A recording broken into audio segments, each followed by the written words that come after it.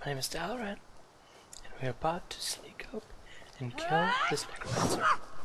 Or we'll miss. Guys, my name is Dalaran. You guys have asked me to do more of the build and show off really how to handle multiple mobs and how to do single target mobs, elite mobs, whatnot. So I think I'm gonna do that. So right now I'm just doing a quest right here, but it's a perfect place for me while I'm questing to showcase how I fight my enemies, how I strike them down. So I'm gonna go into some catacombs over there to the southern ruins and figure out how am I gonna showcase to you guys, you know, the build and how am I fighting and whatnot. Okay, so first of all, first things first, if you have more than one person that you want to attack, this is a glitch. I'm supposed to be stealthed. Anyway, when you have two people that you want to attack, sometimes while questing you'll encounter two, you want to use ability called Prolonged Suffering. It's with your class, siphoning, and it's suffering. I increase it to be prolonged so it lasts longer. So this is how it functions. Use that on the enemy you don't want to fight at the beginning, and you attack the guy you want to fight. You get your number 2 up, so then you reduce their armor and increase yours for a short moment being, while using 1 to heal yourself from time to time. You want to kind of maintain it at all times. But if the other guy breaks, and if it is a caster of some sort, I can use my number 5, which will block the next spell cast. But other than that, you really with casters just want to get up in their face and really just dominate them in such a fashion. Alright, so I'm gonna do it really quickly here. There's 3 people, so this is how to pull 3. I like to, again, stun 1, usually the caster. Rush at the other ones, establish my dominance with number 2 in order to be able to jam my enemies quick. 5, since there's a caster coming at me, so my next block will be a spell cast, as you saw right there. If you can time those right, they can actually become really useful. The casters go down quick, but the guys that have the armor in cast take a while. So having that 5 on from time to time to block my 5 ability is actually a defensive posture. Reflects next spell projectiles back at the attacker when activated, increase block mitigation by 5%, and reduces block cost by 5% when slotted. So increases block mitigation and reduces block cost is always on, but after you use it, you gotta use it every time in order for you to reflect spells back at the enemies. So right now I'm just trying to find my way. Here's the entrance to the catacombs, so we can go in there and see how I handle more than one mob. Now this build is really designed for really handling one mob at a time. Usually it's more designed for a some heavily armored mob. But here you go, we got some Inheritance Cutthroats right here. I'm just gonna sneak up on him because there's no need to, you know, attack if you can avoid some of the damage. As he's turned away, he might be seeing me. I'm not quite sure. I'm just gonna go in, deal as much damage as I can right here. There's no need for anything. He's using his move, block it, and he's down. Now, the difference that I have. Okay, so what am I doing here? There's multiple guys over the left and one on the right. All right. So let me go in the corner real quick and describe the spec, how it changed a little. I went back and took away all the magic and put it into health. The magic is there, but it's not as quite as important as the health basis of the build. The build as I still use a Soul Swallow, which is an upgraded swallowing of souls from siphoning. I have Ransack, which, you know, decreases enemies' armor but increases mine as well, which is something I want to upkeep from time to time. But now I'm running a low slash because it's very nice when you go in 1v1 against like an elite boss and you reduce the weapon damage if they do use a weapon. If they do use a cast, I put up defensive posture whenever I can from time to time in order to be able to reflect a spell back at the enemy, because usually if they do a single target spell, not an AoE one, the single target will hurt quite a lot. And Prolonged Suffering is something I can apply to in order to reset the fight if I have enough magicka, and as long as I just, you know, hang around and keep around and get some regeneration from my magicka, I can use it from time to time in order to reset a fight if it is against a boss. But usually I like to use it in order to apply on one of the enemies that I don't want to fight, so I can take care of the other, and once he comes out of the stun, he's going to be damaged for 98 magic damage over 7 seconds. For my ulti, I'm using Soul Shred, but I would love to play with some of the other ones. Consuming Darkness and Death from above sound like a lot of fun, and maybe I can find some other ones. Maybe there's an ulti for armor, maybe world or something like that. We'll figure it out. But right now I'm running Siphoning class Soul Shred, which hasn't been upgraded yet. I'm still in the process of getting that done. There's a player right there.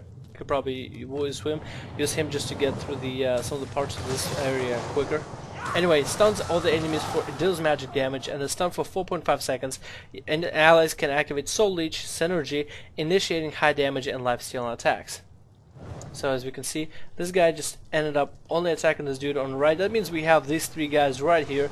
Doesn't look like one of them is a caster, but I want to eliminate the guy in the back because I know he's just going to be a pain in the ass. Gets two, one established, block that attack best I can. Since he's using weapons, I'm going to use that weapon slash on him, eliminate her, and going to stun him again. That stun doesn't seem like to work.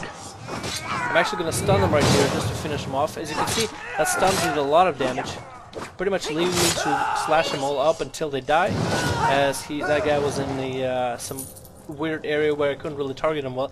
I just decided to hit him with Soul Leech. So the difference between this build and the last build is you don't really use as much magic damage as you would have with the build that I had previously. And let me skip this quest right here because this isn't about the quest line. This is mainly about the idea of, hey, this is the spec and how I'll play it. Do I get to get out of here, or am I just stuck? Is this it? Is this my... Oh, okay, I can use the door switch. Fantastic. And now I can get out of here. Or... I think so. Wait. I'm not sure where this quest takes me from here, or where I need to go afterwards. But while I'm here, let's go over here. There's some guys hanging around. Let me show you exactly what's happening. So I'm not going to talk during the combat, but you want to... If you have 3 or 2 people, you want to stun one.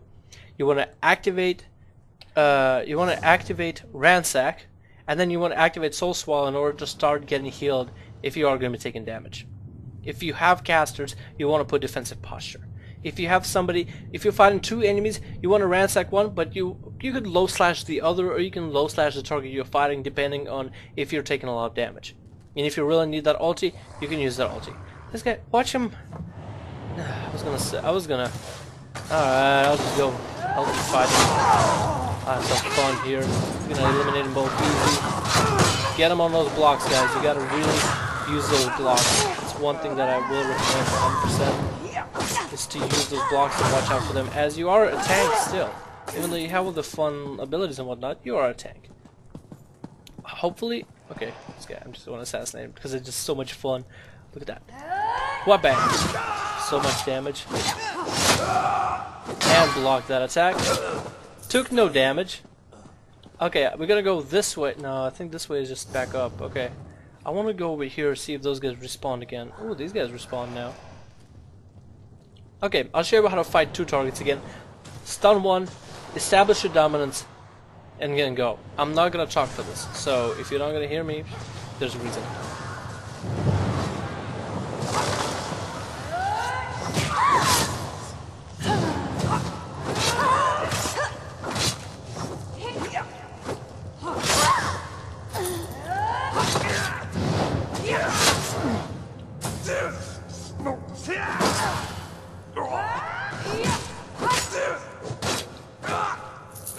And that was that. That was me at defeating 2 guys at the same time.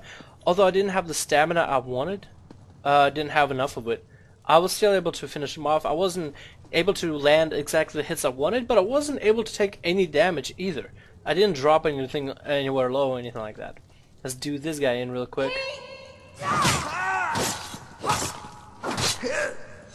Now, you gotta really watch your stamina when you're running this build. You gotta watch your magic and stamina. You can't spam them too often and too quickly. Just, you know, you can't drain yourself off of your resources, which both magic and stamina are useful and pretty reliant. They get you out of tough situations and get you on track and doing what you're supposed to be doing as a Nightblade tank. But your health is what's really going to be, you know, the main thing you're focusing on. That's what you'll be speccing into. But still, you gotta, that because you won't have enough magic and you won't have enough stamina, you won't I have alliance rank. Ooh, volunteer grade 2. Fantastic. I never knew I had alliance rank. That's good.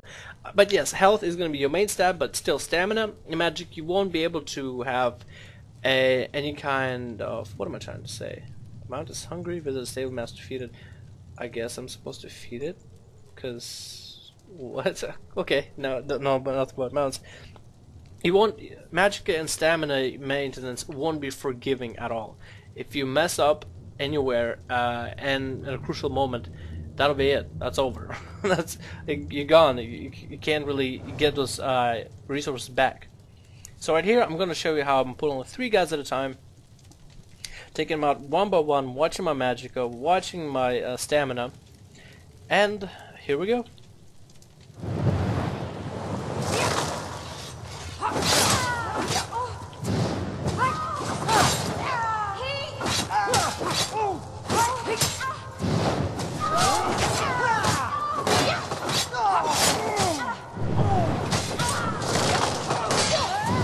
Move to flank.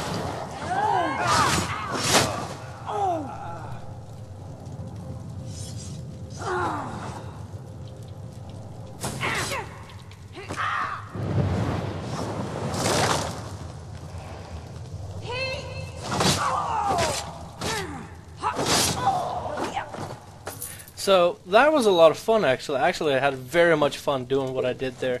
Yes, it wasn't, I guess you could say, efficient by the standards of, oh, you're not supposed to get hit at all.